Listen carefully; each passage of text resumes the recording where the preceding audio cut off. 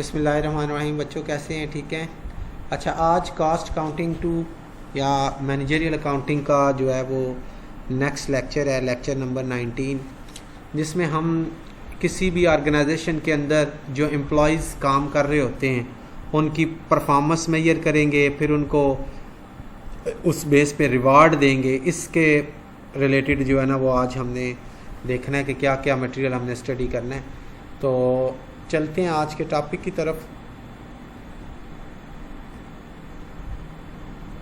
जो आज का टॉपिक है वो है, चैप्टर का नाम है performance measurement, balance score card and performance evaluation. ठीक है, ये परफॉर्मेंस का वर्ड जब भी आए तो आप समझ जाएं कि ये बात जो किसी ऑर्गेनाइजेशन के अंदर एम्प्लॉयज़ होते हैं ना उनकी हो रही है। ठीक है, तो परफॉर्मेंस बेसिकली परफॉर्म किसने करना होता है? एम्प्लॉयज़ ने परफॉर्म करना होता है। फिर उन्हीं की हम इवैल्यूएशन करते हैं और उन्हीं की इवैल्यूएशन के बेस पे फिर हम उनको अवार्ड्स देते हैं। तो इस चैप्टर का फोकस जो है वो यही रहेगा कि मैनेजर्स जो होते हैं वो कैसे परफॉर्मेंस मेजर करते हैं। ठीक है, और फिर उस परफॉर्मेंस की बेस पे कैसे एम्प्लॉयज़ को अवार्ड्स दिए जाते हैं। ठीक है, तो इस चैप्टर का इंट्रोडक्शन ये है कि जो आजकल का मैनेजर है ना और जो आजकल का ग्लोबल कंपटीशन एटमॉस्फेयर है, इन दोनों को ज़हन में रखना है। मैनेजर और ग्लोबल कंपटीशन, ये दो चीज़ें बड़ी इंपॉर्टेंट है किसी भी ऑर्गेनाइजेशन के कह लें कि गोल को समझने के लिए। वैसे तो आपको पता है कि कोई भी ऑर्गेनाइजेशन जब सेटअप की जाती है तो उसका मेन मकसद जो है वो ये होता है कि how to attract customer for achieving profitability, कि कस्टमर्स को हमने कैसे अट्रैक्ट करना है ताकि हम अपने प्रॉफिट को अचीव कर सकें। तो दो चीज़ें यानी कह लें कि भी हमारे इस किसी भी ऑर्गेनाइजेशन के मिशन का हिस्सा होती हैं। एक कस्टमर को अट्रैक्ट करना और दूसरा प्रॉफिटेबिलिटी अचीवमेंट या शेयर होल्डर्स की वेल्थ को मैक्सिमाइज करना। ठीक है, तो ये इसका यानी सबसे पहला इंट्रोडक्शन का पॉइंट है इस चैप्टर का। दूसरा इंट्रोडक्शन का पॉइंट जो इस चैप्टर का बनता है वो ये है कि जो आजकल के मैनेजर हैं या जो हिस्टोरिकली मैनेजर्स हैं, पीछे जो यानी चलते आ रहे हैं मैनेजर्स, बेसिकली वो फोकस करते हैं शॉर्ट रन फाइनेंशियल परफॉर्मेंस में। यानी कि वो छोटी छोटी चीज़ों को देखते हैं कि भी कुछ अरसे के लिए हमने एक सिस्टम को चलाया तो उससे हमें क्या फ़ायदा हुआ।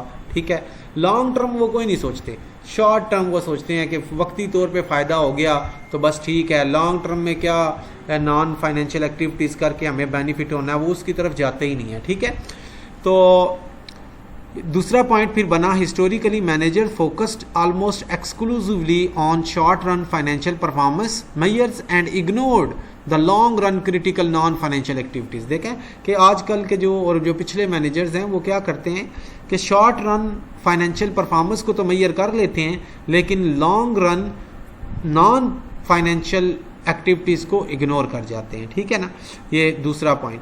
तीसरा पॉइंट है, an organization's performance evaluation or reward system are key tools for aligning efforts and goal of the workers, managers and owners। बड़ी इंपॉर्टेंट बात है कि किसी भी ऑर्गेनाइजेशन का जो परफॉर्मेंस इवैल्यूएशन सिस्टम होता है ना और जो रिवार्ड सिस्टम होता है, ये एक की है कि जिसकी मदद से हम तीनों को यानी वर्कर्स को, मैनेजर्स को और ओनर्स को एक ही लाइन पे लेके आ सकते हैं। यानी कि वो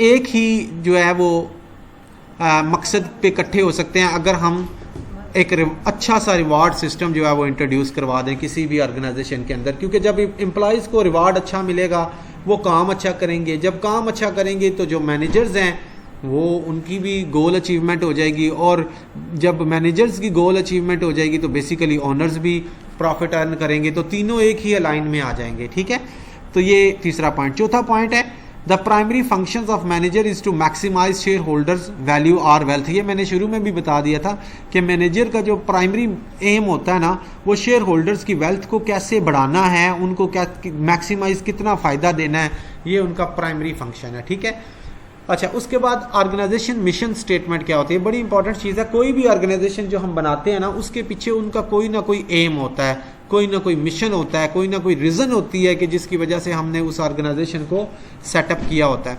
ठीक है, और वो जो मिशन स्टेटमेंट होती है ना वही आपको बताती है कि what is the purpose behind the organisations formation, कि ये ऑर्गेनाइजेशन जो हमने फॉर्म की है उसके पीछे पर्पस क्या है, ठीक है।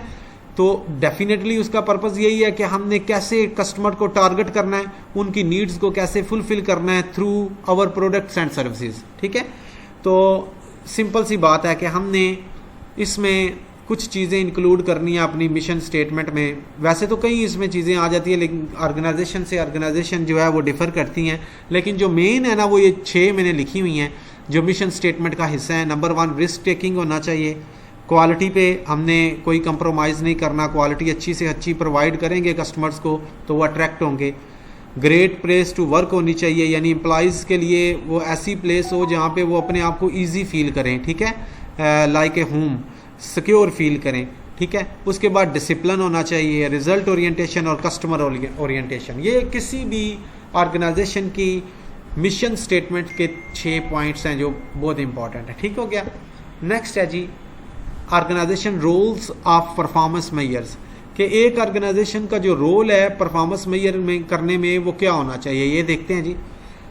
किसी भी ऑर्गेनाइजेशन की जो मिशंस है ना उनको फुलफिल करने के लिए मैनेजर्स जो है ये डिज़ाइन करते हैं और इम्प्लीमेंट करते हैं स्ट्रेटजीज़ को, यानी कि स्ट्रेटजीज़ को बनाते भी वही हैं और उसको इम्प्लीमेंट भी वही करवाते हैं, ठीक है। और फिर उस ऑर्गेनाइजेशन के अंदर जो रिसोर्सेज हैं उनको यूटिलाइज किया जाता है थ्रू एक्टिविटीज़, ठीक है, यानी डिफरेंट किस्म की एक्टिविटीज़ असाइन कर दी जाती हैं। फिर उस ऑर्गेनाइजेशन की जितनी भी रिसोर्सेज हैं उनको यूज़ करके हम क्या करते हैं, अपने मिशंस को कंप्लीट करते हैं, ठीक है। और जो मैनेजर का टैलेंट होता है और जो टाइम वो डेडिकेट करता है ना जॉब को, उसके अंदर प्लानिंग बड़ी इंपॉर्टेंट है, कंट्रोलिंग बड़ी इंपॉर्टेंट है, डिसीजन मेकिंग बड़ी इंपॉर्टेंट है, and performance evaluation with respect to activities बड़ी इंपॉर्टेंट है, ठीक है। यानी मैनेजर जॉब को टाइम भी देता है और अपना टैलेंट भी यूज़ करता है।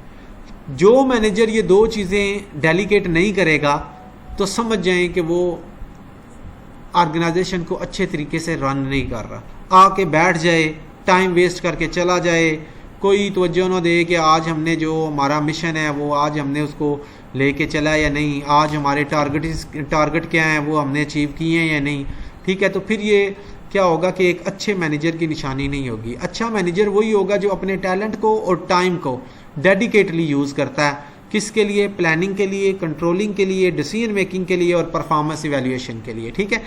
तो ये आपके पास ऑर्गेनाइजेशन के मैनेजर का रोल आ गया फॉर परफॉर्मेंस मेजर्स, ठीक हो गया। अच्छा उसके बाद इंटरनल परफॉर्मेंस को अगर हम डिवाइड करें ना तो परफॉर्मेंस 2 हिस्सों पे डिवाइड होती है, एक इंटरनल परफॉर्मेंस मेजर होती है और एक एक्सटर्नल होती है। जो इंटरनल परफॉर्मेंस मेजर होती है ना वो 2 चीज़ें होती हैं कि प्रोडक्शन प्रोसेस और उस प्रोडक्शन प्रोसेस के अंदर एम्प्लॉइज़ का रोल, ठीक है। ये 2 इंटरनल परफॉर्मेंस मेजर्स हैं कि जो हमने प्रोडक्शन की है, जो प्रोडक्ट हमने प्रोड्यूस की हैं, उनकी क्वालिटी, ठीक है, उनकी प्राइस, उनका ये कह लें कि अभी प्रोडक्शन का टाइम, ये सारी चीज़ें उसमें आ जाती हैं। और दूसरी एम्प्लॉइज़ की का रोल इसमें आ जाता है कि वो कितने जो है वो एक्सपर्ट हैं अपनी जॉब में, प्रोडक्शन प्रोसेस में कितना बढ़ चढ़ कर हिस्सा लेते हैं, ठीक है। तो ये उनकी परफॉर्मेंस यहाँ से मेजर हो जाती है। ये अभी ना एक एंड पे ना मैंने एग्जीबिशन सी शो भी की हुई है, उससे मैं आपको ना मज़ीद ये इंटरनल परफॉर्मेंस मेजर्स जो है एक्सप्लेन कर दूंगा। फिर उसके बाद एक्सटर्नल परफॉर्मेंस मेजर कैसे होती है। एक्सटर्नली आपके पास 2 बंदे होते हैं, एक आपके कस्टमर्स हैं जो आउटसाइड द ऑर्गेनाइजेशन जो है वो लाई कर रहे होते हैं, और एक आपके इन्वेस्टर्स हैं जो कि आपको फाइनेंस प्रोवाइड करते हैं। अब उनकी परफॉर्मेंस कैसे यानी कि हमें जज होगी, कैसे मेजर होगी। जाहिर है कि जब आपके कस्टमर इंक्रीज़ हो रहे हों, ठीक है, आपकी प्रोडक्ट को लाइक कर रहे हों, तो ये आप बेसिकली परफॉर्मेंस मेजर कर सकते हैं इन टर्म्स ऑफ कस्टमर की लाइकिंग क्या है, डिसलाइकिंग क्या है, और वो कितना का हमारी प्रोडक्ट को जो है वो प्रेफर करते हैं। तो जाहिर है कि जितना प्रेफर करेंगे उतना हमें अपनी ऑर्गेनाइजेशन के अंदर जो इंटरनल परफॉर्मेंस मेजर है उनका आइडिया हो जाएगा, ठीक है। और जितना वो डिसलाइक करेंगे तो उतना हमें पता चल जाएगा कि ये क्यों डिसलाइक कर रहे हैं, इसका मतलब इंटरनली कोई परफॉर्मेंस में कोई ना कोई गड़बड़ है जिसकी वजह से कस्टमर जो है वो अट्रैक्ट नहीं हो रहे, ठीक है। फिर उसके बाद दूसरा जो फैक्टर है वो इन्वेस्टर्स का है। इन्वेस्टर कैसे अट्रैक्ट होंगे, डेफिनेटली वो प्रॉफिट जब शेयर ऑफ प्रॉफिट उनको ज़्यादा जाएगा, ठीक है, तो उनको आइडिया हो जाएगा परफॉर्मेंस, इंटरनल परफॉर्मेंस का। जब शेयर ऑफ प्रॉफिट कम जाएगा तो तब भी उनको आइडिया हो जाएगा इंटरनल परफॉर्मेंस का। तो इट मीन्स के जो इन्वेस्टर्स हैं वो मोस्टली जो है परफॉर्मेंस मेजर कर सकते हैं through operating income and net income, ठीक है। तो इसमें अब ये मैं एक आपको ना एग्जीबिशन शो करने लगा हूँ, ये आपकी बुक से ही मैंने जो है ना वो ली है। इंटरनली देखें, उसने कहा हुआ है कि आपकी प्रोडक्ट और परफॉर्मेंस है और एम्प्लॉइज़ हैं, ये इंटरनली परफॉर्मेंस मेजर्स हैं। अब प्रोडक्ट परफॉर्मेंस कैसे आएगी? थ्रू आउटपुट आएगी, ठीक है, क्वालिटी लेवल्स आएगी, रिडक्शन ऑफ प्रोडक्ट आएगी, product complexities are types of organisation performer measures, यानी कि प्रोडक्ट से रिलेटेड जो भी बात होगी वो इट मीन्स कि वो आपका इंटरनल परफॉर्मेंस इशू है, ठीक है। इसी तरह एम्प्लॉइज़ जो हैं वो कितने डेवलप्ड हैं, उनको कितना ट्रेन किया हुआ है, ठीक है, उनका ऑर्गेनाइजेशन के अंदर जो है किरदार क्या है, रोल क्या है, उससे उनकी परफॉर्मेंस मेजर हो जाएगी, ठीक है। तो ये दो जो हैं ये these are the internal factors of performance measure. फिर उसके बाद एक्सटर्नल में देखें, उसने कहा हुआ इन्वेस्टर एंड क्रेडिटर्स हैं जिन्होंने आपको फाइनेंस प्रोवाइड करना है, और फाइनेंस वो तभी प्रोवाइड करेंगे जब वो आपकी इंटरनल परफॉर्मेंस से वो सेटिस्फाई होंगे।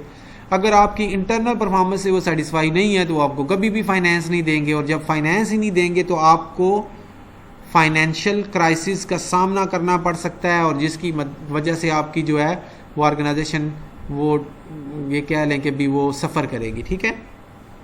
तो इन्वेस्टर्स और क्रेडिटर्स जो है ये आपकी profitability, stability, dividend pay out ratios वगैरह देख के और आपकी ऑर्गेनाइजेशन की परफॉर्मेंस को देख के आपको इन्वेस्टमेंट देते हैं, अदरवाइज वो आपकी ऑर्गेनाइजेशन को इन्वेस्ट नहीं करेंगे। और जो कस्टमर्स हैं वो भी एक्सटर्नल सोर्सेज हैं, ठीक है। वो कैसे आप जज करेंगे कि भी हमारे कस्टमर हमसे कितने खुश हैं? तो डेफिनेटली आपके प्रोडक्ट से, प्रोडक्ट की सेल जितनी होगी, डिमांड जितनी होगी, तो इट मीन्स आपके कस्टमर उतने ज़्यादा खुश हैं आपकी प्रोडक्ट से और आपकी परफॉर्मेंस से। और जितने आपके कस्टमर कम हैं और कम होते जा रहे हैं तो इट मीन्स कि आपकी परफॉर्मेंस से वो मुतमईन नहीं हैं, ठीक है। तो ये आपके पास जो है वो एग्जीबिशन भी आ गई, क्लियर हो गया कि इंटरनल परफॉर्मेंस मेजर कौन कौन से हैं और एक्सटर्नल परफॉर्मेंस मेजर कौन कौन से हैं, और इनका आपस में लिंक क्या है ये भी मैंने बता दिया, ठीक है। ये आपस में इंटरलिंक है, ठीक है। तो ये आज का लेक्चर था जी, होपफुली समझ आ गया होगा, ये लाजमी सुनिएगा।